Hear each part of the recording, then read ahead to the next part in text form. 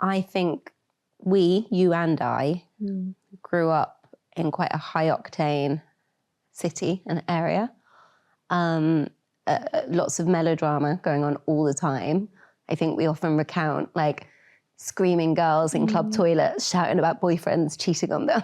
All these silly things that we've witnessed. No, we have. I think I'm always curious if I can finish the dots. So if you hear like, you know, a couple having a fight in a cafe, I want to finish the story. I want to know the ending. My first audition was for some Channel 4 drama it was probably about knife crime or something. It was probably going to be very important and very beautifully told, but all the parts were for boys, like, you know, the two best friends who turn on each other and then blah, blah, blah, blah.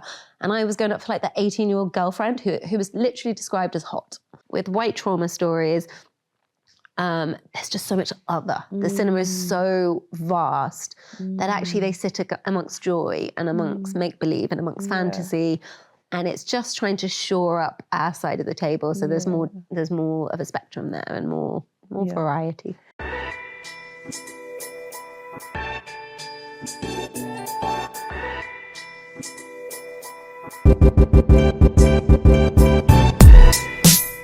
My guest today is a storyteller whose words have challenged culture and carved out a space that is as bold as it is necessary. Her debut play, The Westbridge, premiered at the Royal Court in 2011, earning her both the Writers' Guild Award for Best Play and the Alfred Fagan Award. Just 2 years later, her follow-up play, Roots, opened Vicky Featherstone's first season at the Royal Court, earning her the prestigious Charles Winter Award for Most Promising Playwright. Since then, she's gone on to write powerful pieces that have amplified new voices across UK theatre and catapulted her into screen and television as a formidable writer for shows such as Kiri, Noughts Crosses, and more recently, Dead Ringers. Today, she's not only joining me as the fabulously talented woman I've described, but also as my very good friend, Rachel De-Lahay. Welcome to the Social Corner. I feel like that took way too long. I cannot believe I had to watch you with a straight face try and read out my CV. I know. I was like, okay, I'm writing a bio for Rachel. I must admit. I felt like I paid you to say that. I was like, come on, Daina, for 50 quid, would you do it with a straight face? But when you hear that, like, how do you feel? Like, what goes through your mind when you hear those things about yourself? I know it sounds different coming from me, but I've never heard you say anything without wryness or mocking about each other. But it was really like, wow, this is my friend. Like, I know you've done these things, but I mean, you've been there for all of it. Yeah. Yeah, I guess. Because the plays feel like so long ago now, it feels reflective, and I think I can feel, a bit of pride in that. Yeah. The TV stuff, I still feel like I'm coming up for with a lot of it, but yeah. Yeah.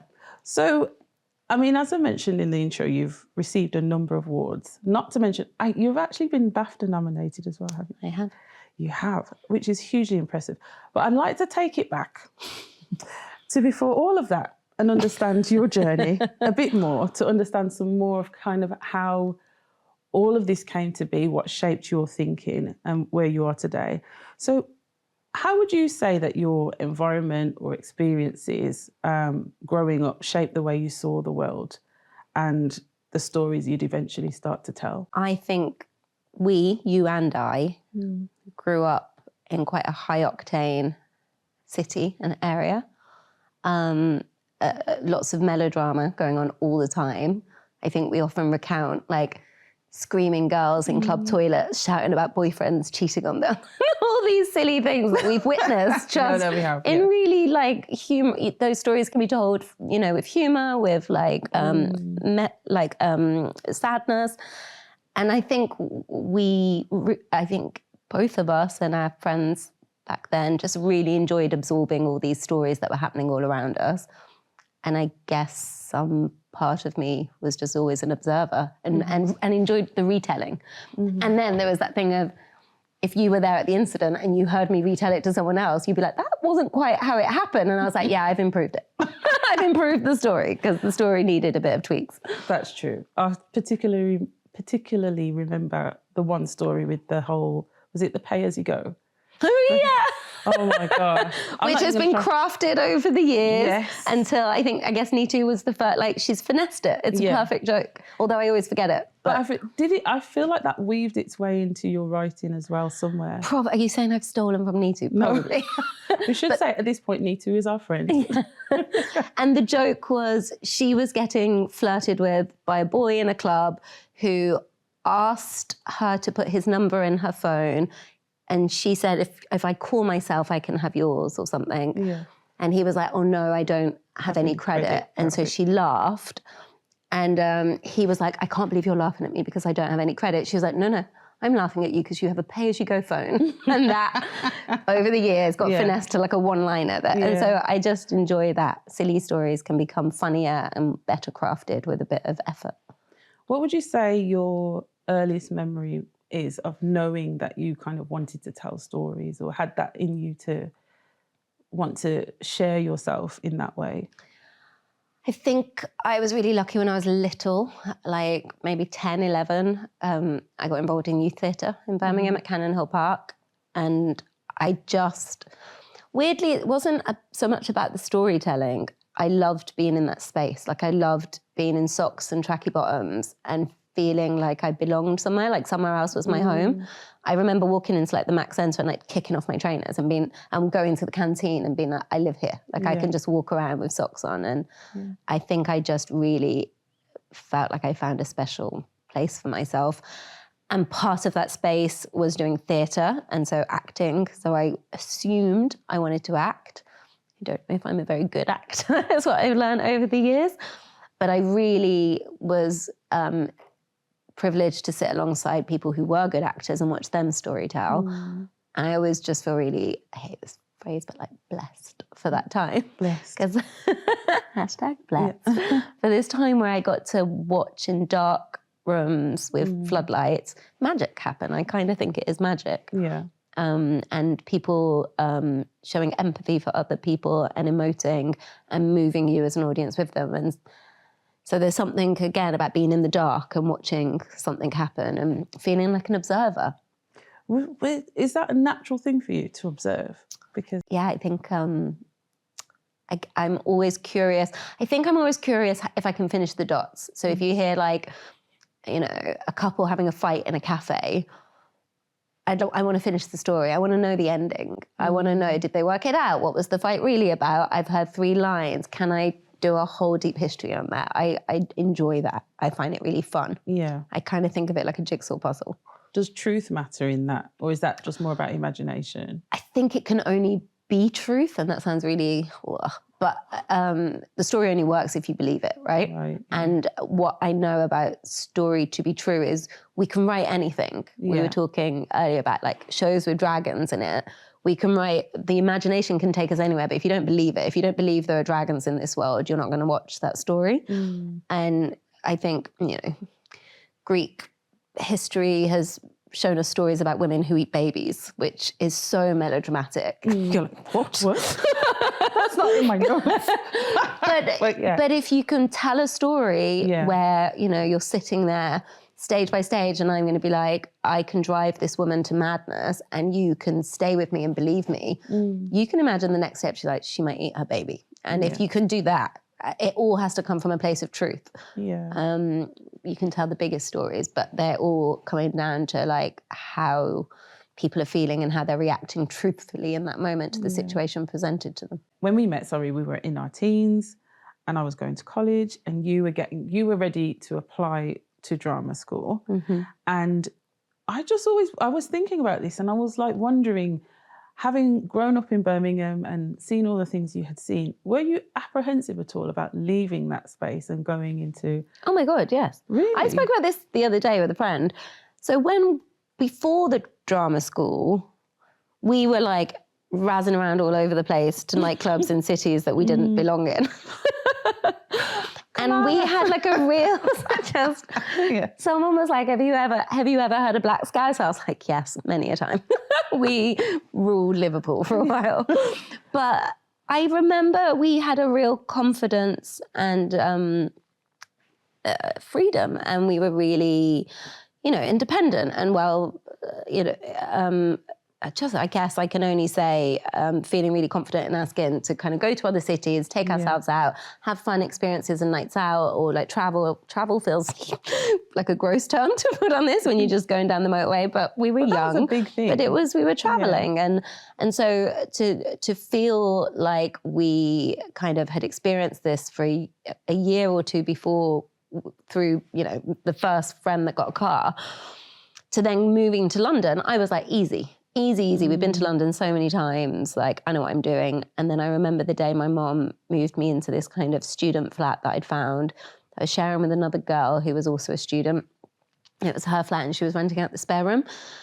My mom helped me move in, and, you know, you have like your pasta packet and your like couple of bottles of milk and all this stuff that they kind of, if you're lucky, they send you off with. Yeah. And then it was like 6 p.m. and the girl had like made herself scarce for the evening so that we could like move in easily. It got to like 6 and my mum was thinking about hitting the motorway to get back. And I just remember being like, please stay. Aww. And my mum was like, oh my God, my daughter's scared and I can't stay in this student flat because a girl's going to be back in 2 hours. Being like, why is your mum on the sofa? So yeah, I was definitely the big girl around town suddenly felt very, very small. And you see, that would never have come across, because I feel like when you moved, it just all seems so seamless because you seem to be in the place where you were supposed to be. Right. Also, I did something I think in hindsight quite weird at the time. I had a boyfriend that quite obviously we would split up because we were going to go study in 2 different cities, and I hung on. And I wonder if people do that because they're scared. Why do you say it was weird? I'm not saying it's uncommon. I think probably everyone, a lot of people would do that. But I was about to move to a city like 100 miles away and be very busy with my terms, and they were going to be very busy with their studying. We were obviously not going to see each other, but it felt like I had one step in my old world. Like I didn't need to let go fully. And I remember my flatmate very early on, my new flatmate invited me to her birthday, some dinner in Fulham. And I like had gone outside to say goodnight to my boyfriend. And she was so like, she was like, you're always on the phone to him. And I was like, oh, I'm such a coward. Like I am always on the phone to him. So I think you do what you do to get through, I guess. You say 1 foot in the old, 1 foot in the new. What did he represent? Maybe not him himself, but what was the old? Where growing up in Handsworth, in Birmingham, like what was the old for you? Safety, familiar, small, just something you knew. You know, we'd formed our identities there of like who we thought we were in the world, and now we had to go into new places and reintroduce ourselves all over again. And who would you say you were? Who did you think you were? I thought I would have used words like bubbly, happy, happy-go-lucky, easygoing, and upbeat. I felt like I really prided myself on all these kind of descriptions. And suddenly I was at drama school with 30 kids who were also bubbly and upbeat and happy. And I was like, oh God, I'm going to need more. Like, this isn't enough to be the like happy-go-lucky one.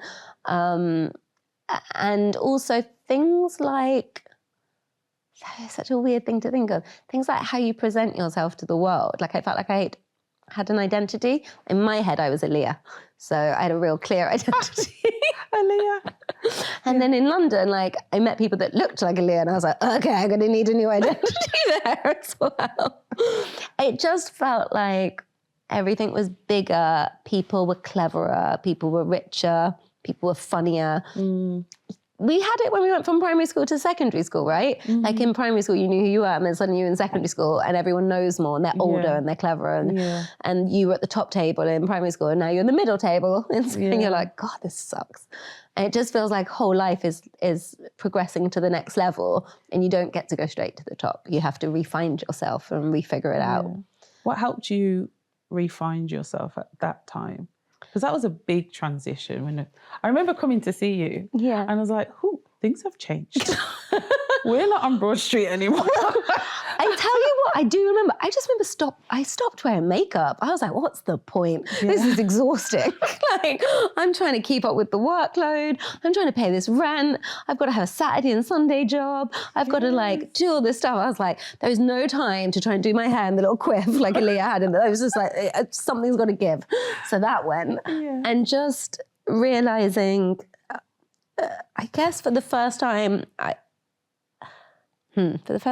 just felt like I was in a world where people cared about what you were doing, not what you presented. Wow.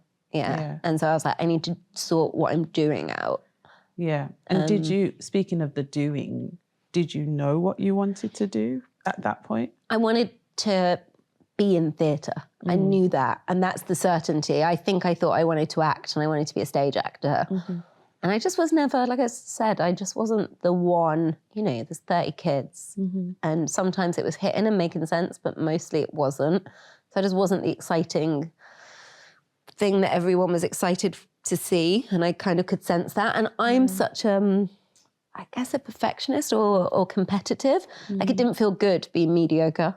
Right. I didn't enjoy that. Yeah. There were two things at drama school that when marked as if in like excellent, good, whatever. Mostly your acting wasn't marked like that, but dance and fight were. So we had to do choreography for dance sequences and fight sequences, like staged fight. And both of the first times I got marked, I kind of got like 9s or like something. And something was like, oh, I'm good at this. I can do this. So I worked really hard at that. Whereas, let's say they were marking me on the acting, I was getting like a 6 and I was like, well, give up. I feel really agitated with myself a bit, but I guess I just wanted to do good stuff. Did you want to act? You say you wanted to be in theatre. I wanted to act to begin with, yeah. Yeah. And so what kind of made that switch for you? Because you're saying 9s and 6s. Yeah. Do you think that you had enough confidence at that time to say, I'm going to keep going, or? I didn't have enough confidence. I felt really like, this was like early noughties, right? So I felt like to be an 18-year-old actor from London, I didn't have a London accent, I had a very, very specifically Handsworth accent. I think I thought I had, my first audition was for some Channel 4 drama it was probably about knife crime or something. It was probably going to be very important and very beautifully told, but all the parts were for boys, like, the two best friends who turn on each other and then blah, blah, blah, blah. And I was going up for like that 18-year-old girlfriend who was literally described as hot. Oh. And I had a spot on my cheek and I had to go to this audition and I probably put too much concealer on. And I was like, just be hot. I was like, and I remember, I think that's where my first play come from. I just remember sitting in an audition, sweating with concealer on my cheek, being like, I don't feel hot, but be hot. Rachel, okay, I'm hot. I was like, this is horrendous. And I just came away being like, oh my God, there's got to be something better for a mixed race girl. Like I can't just be hot, because if that's the only role, I'm going to fail. So what else can there be? Which is probably the Westbridge I wrote was about a mixed race lead. Mixed race lead. When you moved to London, so this is 2000, I don't remember what year this is. Also so weird, because like we're so much older now, I'm like, this big trip to London, I'm like, please, it's like 2 hours on the train.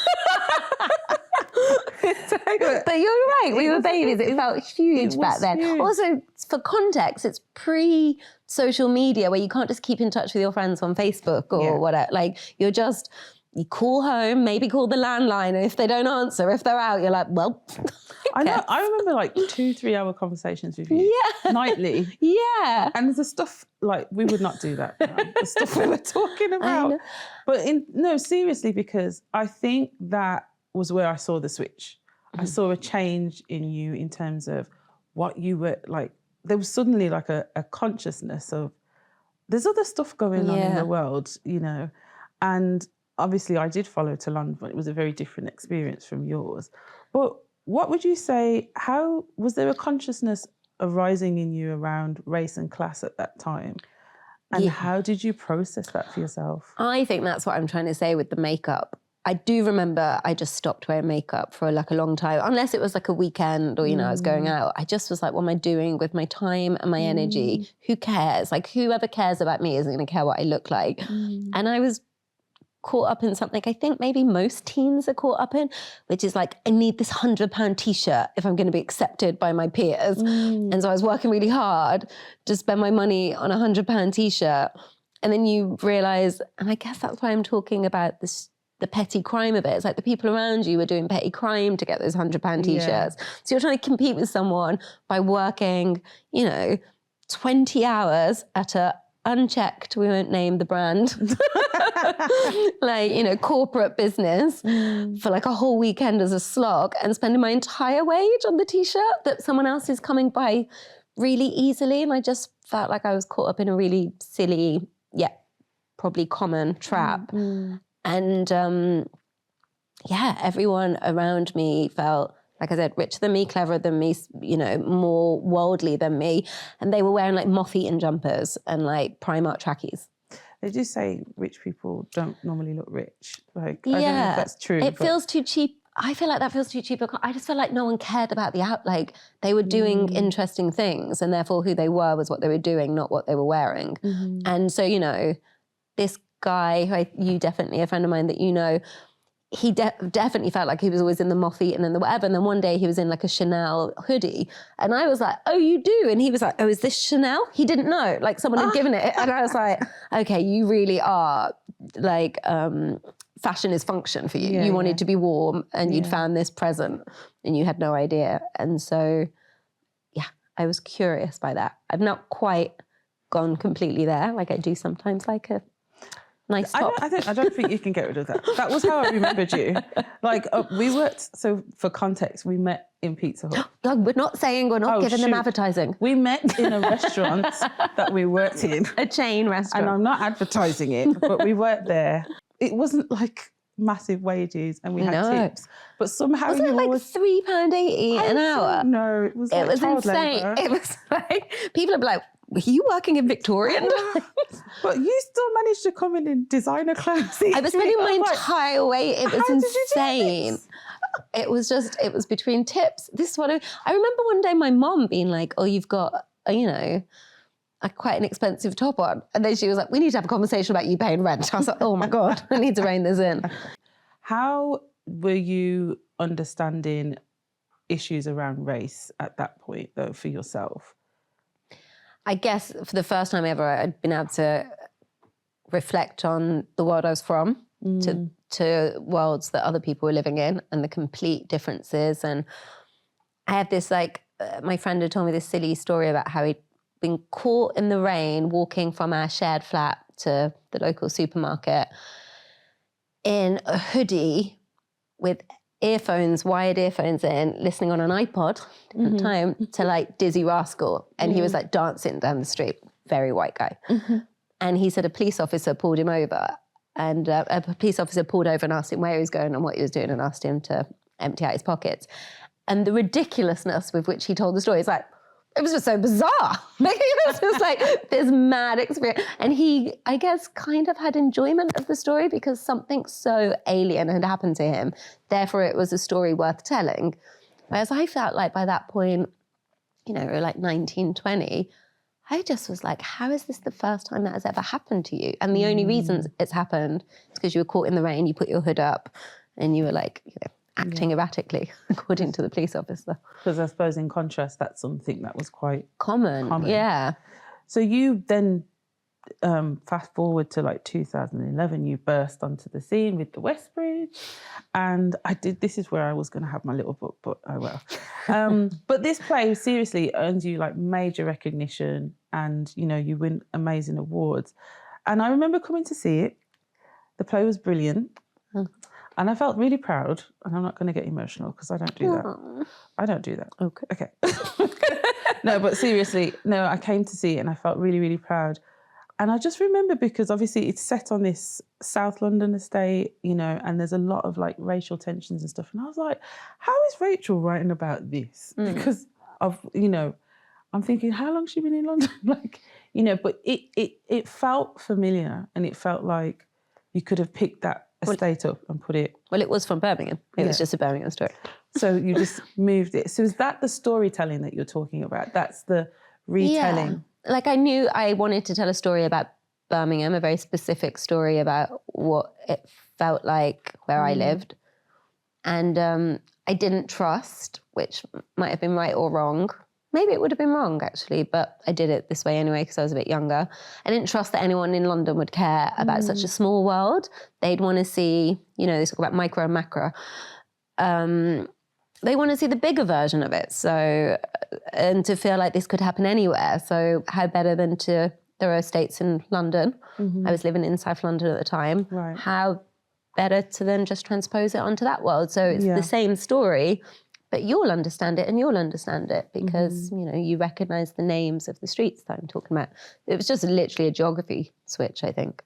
Did you anticipate... And an accent switch, maybe. And an accent switch. For the actors. There was a big accent switch. I was like, she's changed. I'm joking. And no. But seriously, did you anticipate the impact it would have at the time? No. There was something, I guess, fortuitous that happened because when it came out, there were race riots happening. At that same year? Yeah, so I think we were in rehearsal and then that summer it had exploded because of that, the event in Tottenham. And the world was really angry and it just felt, you know, this thing just surged through the country. And then it got to Birmingham. And then I remember so clearly, I think it's like night 3 or night 4 of this kind of, you know, protesting, spilling over into other stuff happening where someone had just run someone over. And it was, it had happened at night. I think people were leaving, you know, nighttime prayer. And then someone had run someone over intentionally, murder, I guess. I don't know how the story was framed. And by the morning, that boy's dad was on the news calling for peace because he knew there'd be a retaliation.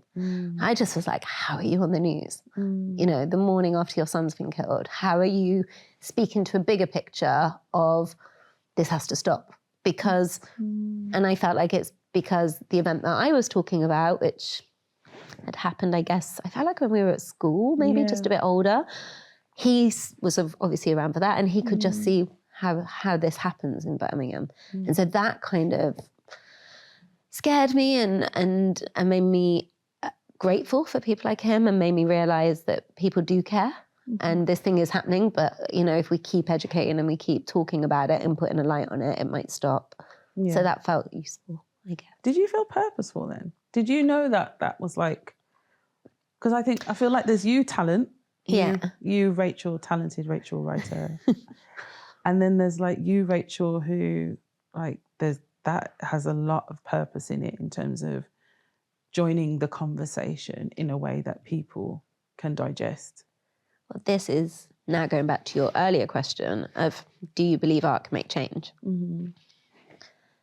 And I think if you'd have spoke to me like 10 years ago, I'd been like, absolutely.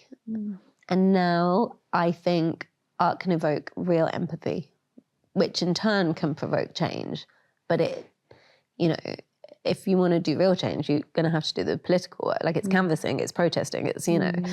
So do I expect anyone to come to the theatre and come out and be like, I feel like I read something about Kendrick Lamar's Super Bowl. Super Bowl. And he was just like, I was performing to Trump. Did I think Trump left and was like, you know what? I'm going to change some stuff. Having watched that, I feel changed. And he was like, do I think the entertainment can be that evocative? Maybe not. But I do think, I guess he was talking in a facetious way, you know, Trump's so far right and Kendrick's so far left. How can you sway someone?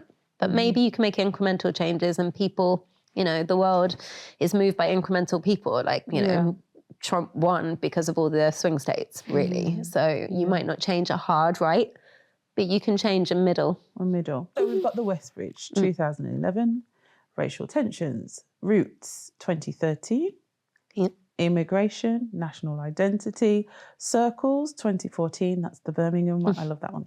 I've been at all of these, by the way. Adolescence and violence, and then more notably, My White Best Friend, 2019. Again, racial tension, prejudice, and otherness. That there's a commonality of themes running through all of those. If you were to write any of these plays today in 2025, what mirror do you think they'd be holding up to society today? Of course, I think things have changed. I have to think things have changed. I think mostly things are getting better. But do I think there's still a really long way to go? Yes. I think, people ahead of us are doing things so we can, walk through doors. I think we're trying to open doors so other people can come through. I think the world, in one sense, is getting lighter. At the same time, it was only, and I know lockdown is actually a really long time ago now, but it only feels like last year. So I'm going to talk about it like it's last year. It was only last year when consistently we were watching people be killed by police officers on the news. And so you're like, of course things are changing. But then also sometimes it feels like things have gone back 10,000 years. So I guess change is incremental. We keep going back to that word. We live in a world where maybe a longer time ago, the kickback to such killings wouldn't have been as violent. I think we are not in a harmonious world, and we can keep pushing towards it. And I think to get there, there's going to be real volatility and violence, because no one likes change. No one likes it. And, no one wants to give up their comfortable states. So to take stuff, you have to disrupt. I always find it really funny when people, it's normally really kind of comfortable people, are like, but did they have to protest? It's loads of stuff with the Stop Oil. They're like shutting motorways, and like, it's just, I support the message, but did they have to, mess up my commute to work? It's like, you didn't listen to the message until they messed up your commute to work. So I find that quite interesting, I guess. But I hope things will continue to change. I hope so. I kind of get the sense that I think you just naturally have that kind of ability to see, and literally like what you just did, be able to dissect and understand and kind of what's going on in the world, etc. But I don't know if you recognize how powerful that is. So I don't think I guess maybe this is something I really enjoy about my job. I don't think I have answers. I just enjoy interrogating and pondering. Like, I always wonder, in a way maybe loads of people do, but mine is very real. I always wonder if I didn't do what I do, if I'd be a lawyer, because I just enjoy interrogation. I enjoy trying to work out arguments and trying to, you can't. Do you work them out to land on a decision for yourself, or is it just kind of like, oh, worked it out now? So I feel like there's never an answer, right? Yeah. So I think if you're going to be good at writing, bad plot situation, but I'll try it. If, going back to my friend getting arrested, if that caused him a situation that would escalate to police brutality, right? We would write an argument for him about how outrageous that was, so we could take that to court. That's what a court drama would want, wouldn't it? Be like, this is outrageous, what you did to him was just diabolical. And we would put out an argument where the audience would be like, yeah, the police need to be punished for this. Yeah. But then also, I feel like it's my duty as a writer, in the same way I guess it would be a defense lawyer's duty to write the police argument about erratic behaviour and what would you do? And we've seen situations that have spiralled out of control. Yeah. And come on, guys, like, I know that this was a bad choice, but like, how many times have I gone the other way and someone's got robbed? And you have to write that. And you have to go back to truth. And if you don't pin it down so people believe that there could be an argument there, then you're not watching anything. There's no conflict, there's no interest, there's no care. You just don't care in that story. And I guess I feel the same for lawyers, of being like, if I if it feels really obvious that someone has committed a crime because they fit the description of someone who did it before and someone kind of vaguely saw them in the area, if me as the defense lawyer cannot annihilate, like, work my butt off to wreck your argument, if it's truthful that they committed the crime, it will still stick, despite my assurances. Do you know what I mean? So I think what you're saying is Please tell me. This is what I'm taking from it. No, I'm getting that your job, as you see it, is to present the argument from both sides and let the audience decide. Yeah. But to interrogate them in a way dramatically. And I'm so biased, right? Because I am a woman in the world, I'm a Black woman in the world, I am of a certain age from a certain world. I have my take on the world already, and I feel like I'm constantly fighting that because it's so easy when they say don't just hang out with your social circle, right? Because you just sit there blowing smoke up each other's asses, being like, you're brilliant, you get it, he shouldn't be in power, you're right, he's the devil. And, you know, just sit in a room full of Trump supporters, no one thinks they're stupid. They would be very agitated by the inference that they were. There is real feeling and conviction that they have made the right choice. Write the argument. Why? The world is dangerous. The world is volatile. I'm losing money. And maybe it is them. Everyone's saying it's their fault. Maybe it is. And he promised me a wall. And how dare you call me racist because I want to look after my family. And you got to write that argument. And you got to write it so it can work, because actually the harder you write it, the more they expose themselves for being racist. But how do you still be biased in that argument and not bring your viewpoint to the forefront, like more predominantly than the opposing argument? How do you do that as a writer? I think it goes back to that thing of when I said when I moved to London, I realised that there's a lot more clever people than me, right? So storming into a room being like, you know, banging a drum, being like, I know best, isn't going to cut it. So I think I just enjoyed and learned a way to tell a story that was like, I totally hear you. But there's also this side of the story. What do you think about that?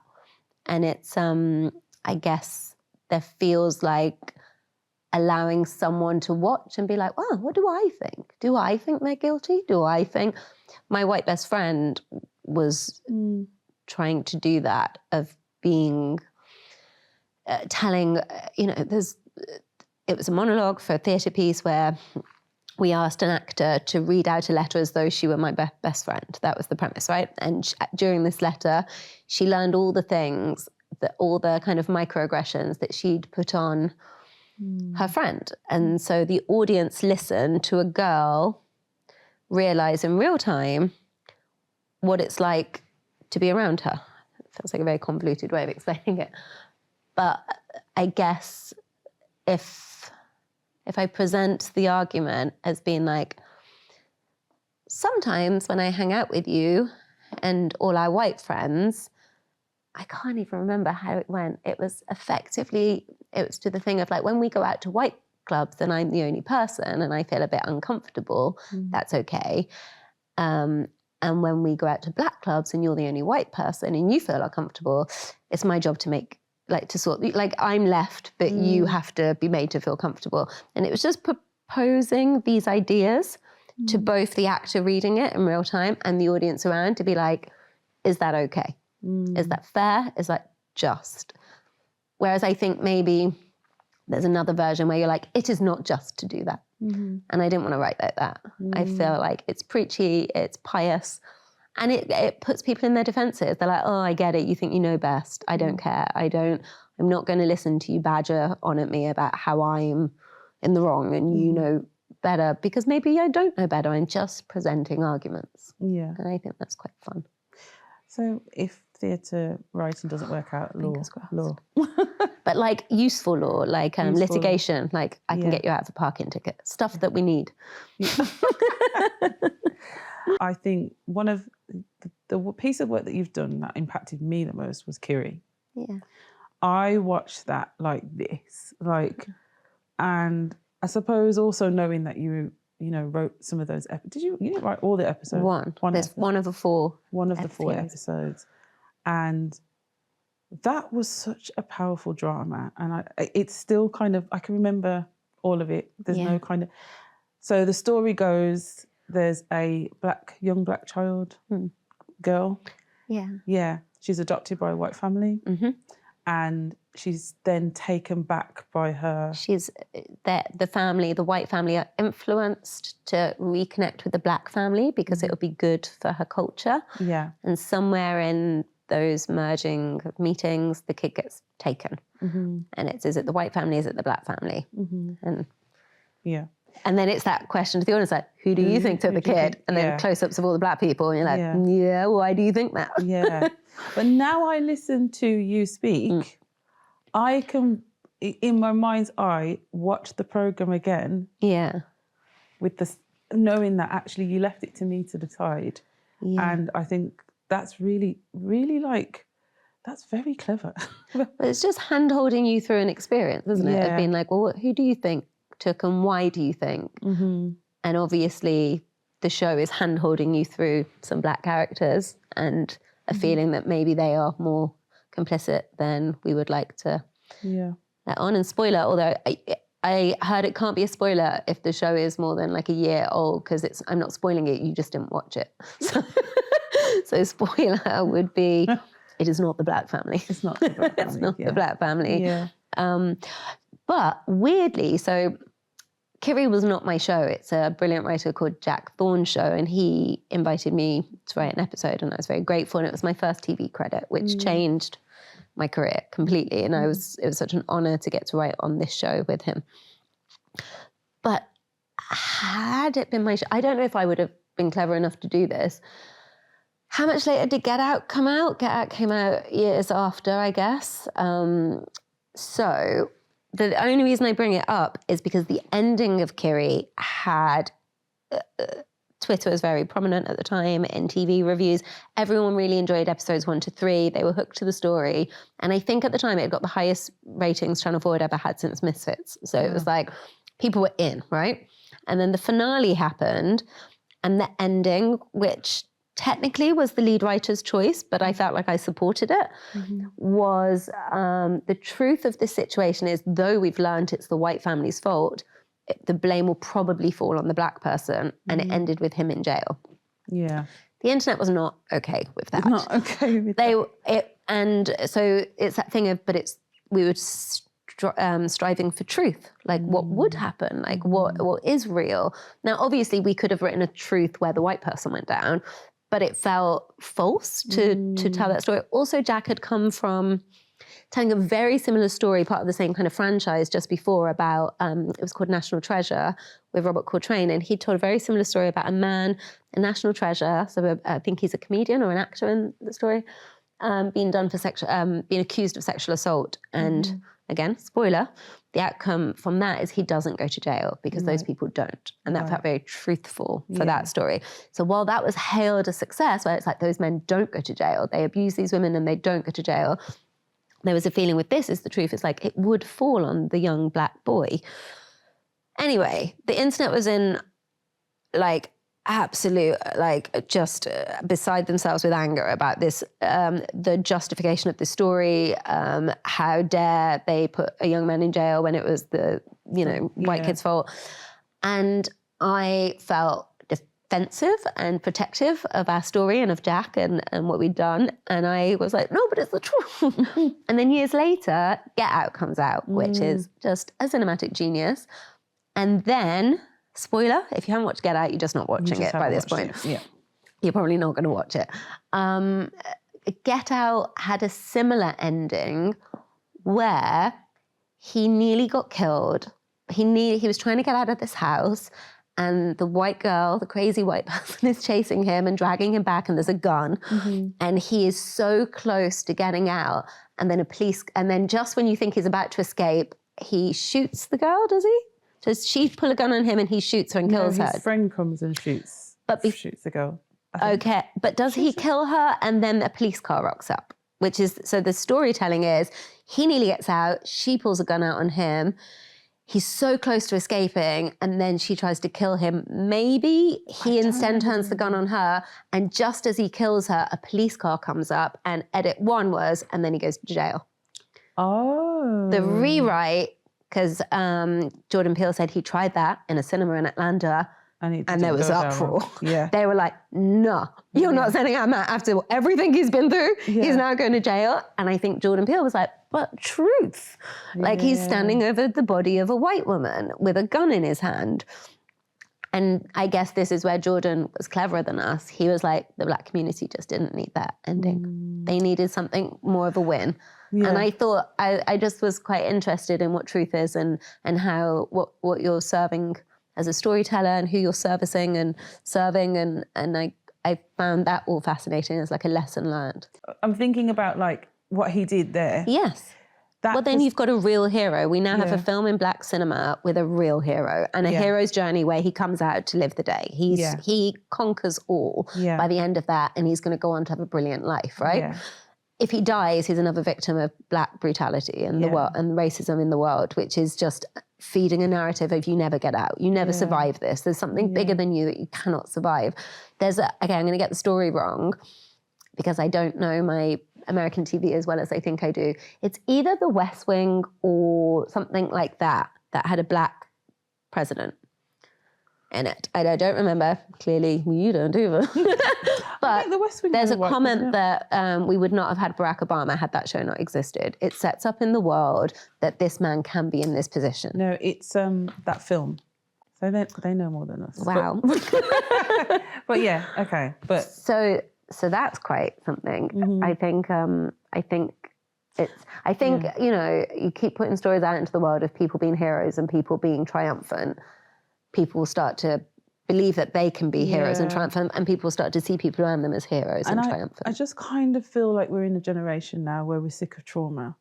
Oh, like, God, yeah. I can't, any 12 years a slave, it's 12 years, I'm never going to watch it because I'm just sick of like that DNA inside. Do you know what I remember? So like, okay, it's to be like, I'm so old, but to speak to like my the shelf behind my TV as a kid, there was like 8 VHSs on this thing, and you would just circulate, unless you went to Blockbuster on the weekend, like they're the movies you watch, right? And one of mine was like Amistad. Do you know how many times I have seen Amistad? Like more times than anyone. Like gosh. I could probably quote it.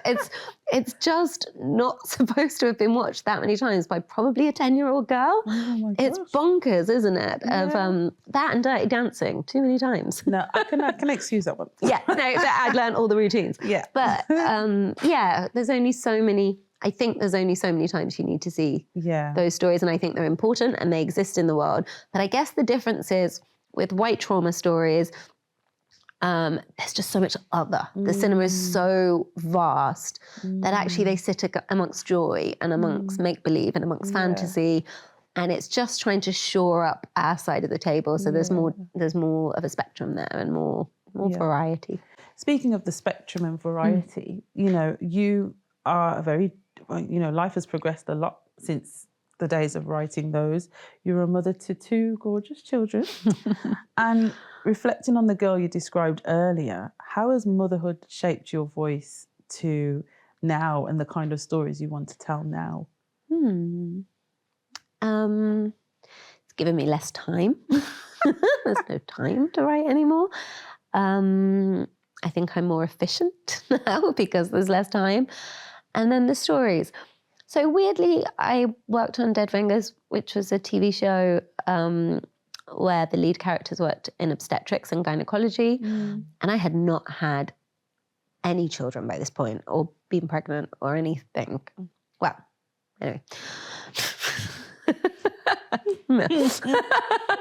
So that was... You know, I remember calling up the lead writer and the lead actress and being like, what's it like to give birth? Like through the vagina? Like asking, because I just was like, I'm relying on you for help writing this episode. But as a side thing, I think we spent so much time in that world of like talking to midwives and scientists who do IVF and, you know, obstetrics and all these people in this like big, I wouldn't say industry because it kind of felt a bit like an industry. A lot of people are there for money, but also just a big, sector of society that are basically birthing babies. And I really loved it. And I think that might be the reason why we had children after that, because I was really enamored by the people I was meeting. We met I guess she was a midwife in DC.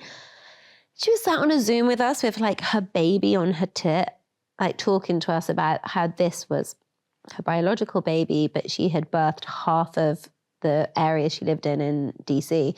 And she was like, they are my babies. She was just like, she was like, I walk around being like, I birthed him, I birthed him, I birthed her. She a surrogate? She's a midwife, sorry. Midwife. So she had birthed like all the children pretty much, or she'd been on the teams. To the other place. Huh? I was thinking like the documentary literally? I watched, and the guy had, What?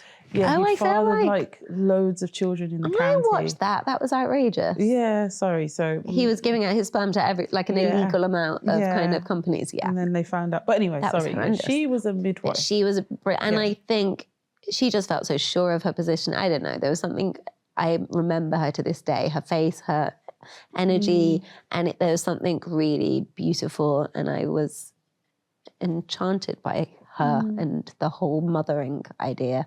Yeah. So I don't think I potentially would be a mom had I not worked on that project. Which is bonkers. But now being a mom, what do you want to talk about? Like what has that kind of given you, I suppose, a focus on in terms of what the world that you want to see for your children? So I was going to just say, I don't think it's changed anything, but actually all the projects I'm doing at the minute have like real big mother-daughter stuff. I think you can only write what you know, and being a daughter and also being a mother, I definitely feel it with my mom, and I feel like all my friends feel it with their moms, and none of my guy friends and my partner feel it with their moms. Like I feel like there's a specific relationship between mother and daughter that doesn't quite exist between mother and son.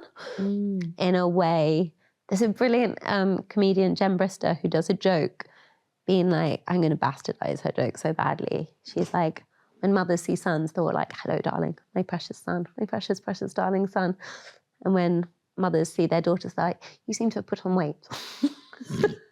And that sums up the difference between how mothers treat daughters and how mothers. And I find that fascinating, because I guess when you're a mother to a son, you can just bring up a boy in the world to exist as a separate entity to you. And when you bring up a daughter, they're such a direct reflection of me. I have a boy and a girl. And I think both my kids look like me, but people really hit hard on your daughter's got your face. Like your daughter.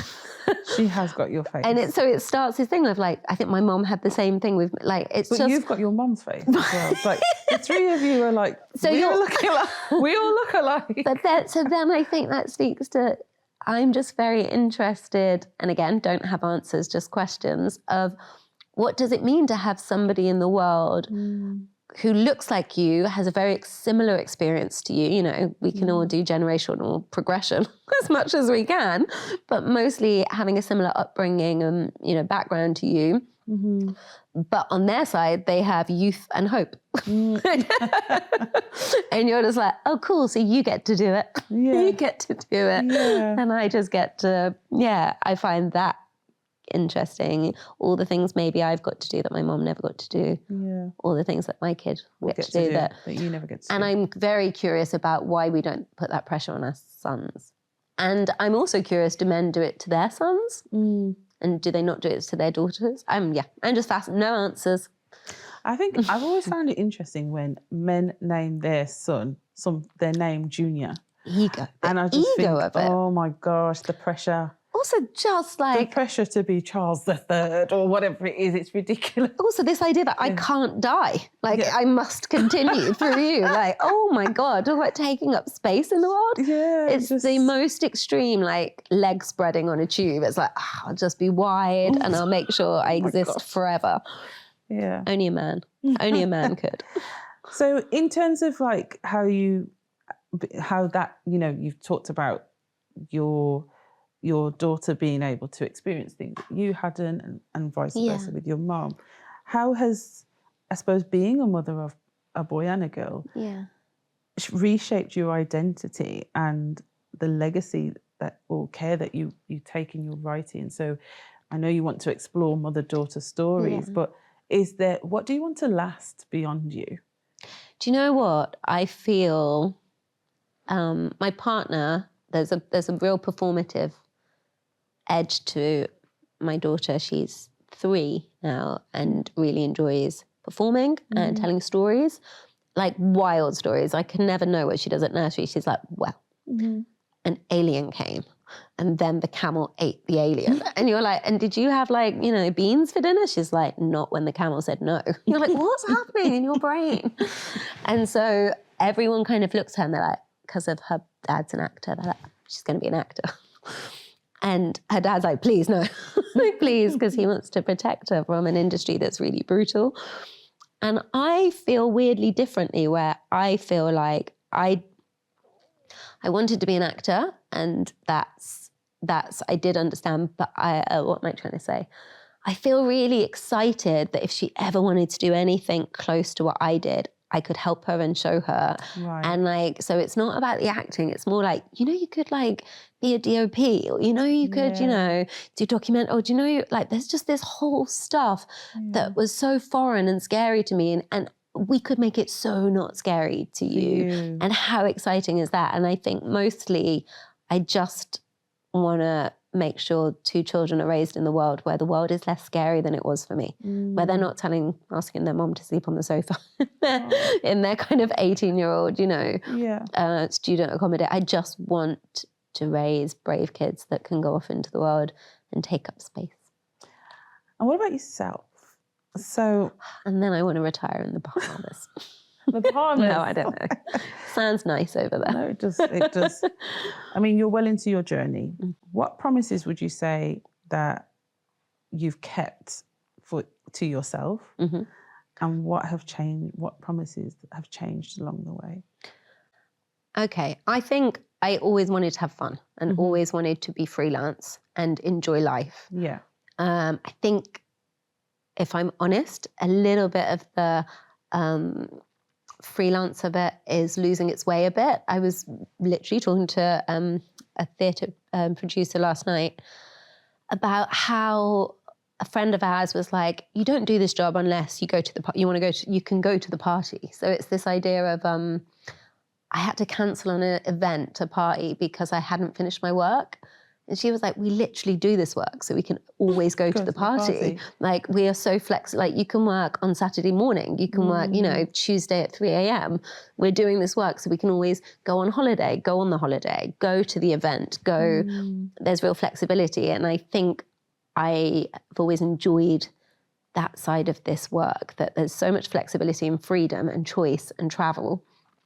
And and maybe at the minute I've lost my way a bit on that, and I've started becoming a bit routine and a bit around nurseries and less, and cancelling on events and not going to my friend's party. A little bit. And I think I could incorporate some of that back. You want to get some of that back. I think many people on the come up that would be looking at you, those little black and brown girls from Birmingham or wherever, will be looking at you and saying, she did this. How do I do it? How do I make that space for myself and get into this, and I suppose be their most authentic self? Yeah. What kind of advice would you give them looking back now on your own journey? Yeah. What would you say to them to say, this is how it's done, or maybe what you should do? I definitely think the confidence in knowing no one can tell your story. Like, no one has ownership over your story. I think there's a thing me and a writer used to always say to each other, which is, when you start to get into TV, they give you ideas and they're like, would you ever write this for us? Or would you, there's a book here, or there's a newspaper article, would you be interested in adapting this? And they might offer it to 2 friends. So they might offer it to myself and a writer friend. And we'll talk and be like, oh, we've been offered the same thing, and we're both pitching for the same thing. And what I love about my job is there's never any competitiveness in that, because there's no way we can write the same story.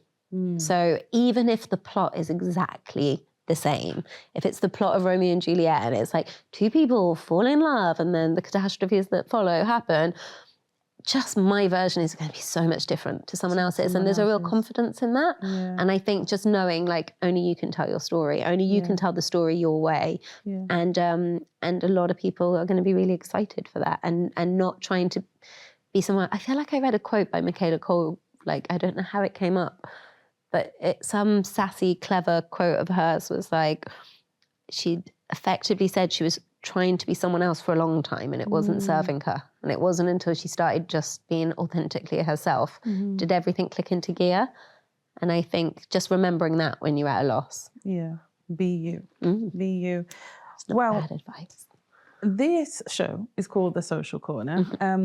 And the premise behind that is being someone who is very much passionate about social impact and how we develop a society through social issues and stuff like that. One of the things that I like to ask my guests is how they would like to see their social corner evolve in the next 5 years. And that refers not just to the social conversation, but to how you would like to see the corner of society that you've kind of carved out for yourself, that you feel like you belong to, that you want to see change in. So that's my question. Okay. What would you like to see for your social corner in the next 5 years? And what would you say your social corner is? My wants are always for, like, those kids from B21 to like be able to come through. And so I guess there's something that feels necessary there's something that is necessary in our industry. I think the reason I'm struggling is because I'm trying to work out, should it be necessary? I don't know that it should, but there's something in kids who go to private school and public schools of like, I guess, what's the word? Like almost like big brothership, having mentors, having people to talk to. There's a brilliant drama school, I think, that's famous for this, where they you get teamed with Judi Dench, and if you've got a question about your self-tape for your new audition, you can talk to Judi Dench about it. And if Judi Dench is giving you feedback on your audition, how can you not thrive? And so those brilliant things that I guess I'm talking about giving back, like people giving back. So Judi will do that because she wants to give back to the drama school she gave to, and the same with people at certain schools, they want to give back. But how do we make sure people are giving it back equally and everyone's receiving and everyone has access? And also, how do we, I don't know, just like setting up structures so everyone is being supported and brought through and looked after? Because I think there's just such unfair advantage. And how is that rectified and equalised? And then also I think I'm struggling to answer, Daina, because I'm like, I don't know. Like maybe you just, like, there's a world where it's like, just stop it and then it's equal. But I do think there's something really lovely about the people who've given me time. I always remember like Roy Williams, the brilliant playwright, really early on, just like giving me a cup of tea in an hour. And you're like, I couldn't tell you what he told me in that hour. And I don't know that it changed my writing per se, but I felt so valued and so special and so important that this kind of brilliant like change maker had gifted me an hour. Like I felt, and I wonder if that's what it does. It means you can walk into your next room a little bit taller because someone believes in you, someone cares. So I just think it's just constantly passing that back. But then also it's really hard, isn't it? Because as I'm saying that, I'm like, I'm not the person that can bounce back because I'm just like a lowly, I'm not the Roys of the world. And then that's, it's just really complicated because then I'm like, oh, I'm blocking, help. I don't know. And that's okay. And I think that's true to how you've described your writing. Just no answers, just questions. It's pause for thought. There's still space to work that out. But I think what I'm getting from what you've said is it shouldn't be so hard. It shouldn't be so hard. And Roy, what was his name? Williams, And Roy Williams, what he did was invite you to the table. And when someone invites you to the table and you have a seat and you have the jurisdiction to have a meal or a cup of tea, it's kind of like, oh, I can sit here and I should be able to sit here whenever I want. Yeah. So I think what I'm getting from you is that actually you just would like to see the industry, so to speak, reach back and allow more through. I tell you what, I went to this kind of charity event not so long ago for Arts Emergency, this charity that that it's all about giving back, and it's financially helping young students get into the arts. And there were people there who had been mentors to mentees, and the mentors were really established in their field, and one mentee wanted to go to Oxford and study, I'm going to guess and say art. I don't know if it was that so specific as that. But he knew, this mentor knew when he was teamed with this young girl, the background that she was from, the work she'd done so far, for her to get into Oxford, he was like, while her work was good, her world was very small. And he was like, you have these interviews, you know, where you're like, what have you seen at the Tate recently? And he was like, she wasn't going to the Tate. So he was like, my job was just to take her to galleries. And he was like, we were taking her to galleries, and we were having a cup of tea after and interrogating what we'd just seen and questioning it. And he was like, you do that 2 or 3 times. When the person asks her, she knows what she's talking about. She has an opinion, whether they agree with it or not, she can hold her own. You can only do that if someone's taken you to the establishments. And so it's just, I think that is how things are going to be socially changed. It's making the world, the very big, scary world, really small and palatable, and trying to tell people. I guess that's why I'm saying I want to make sure my children aren't scared of the world. It's just telling people to take up space because everyone else is doing it. Yeah. And people are expecting you to. So it's just trying to push the next gen forward. I love that. I love it. Oh, this has been so good. Thank you. I feel like I've learned so much more about you. My gosh, I thought we were just going to be chatting about boys. Boys? Who are I they? know. We have men now, darling. We've done that for too long. It's been too long. We're done. But no, this has been brilliant. Thank you so much for joining me. I think this is probably one of my faves because I've been able to talk to you. I got to talk to you. Yeah, no, I look forward to seeing what you've said, because I think you're absolutely right, and it shouldn't be so hard, and we should have more of what you've described. So thank you, Rachel. Thank you. Thank you. Yeah. Oh.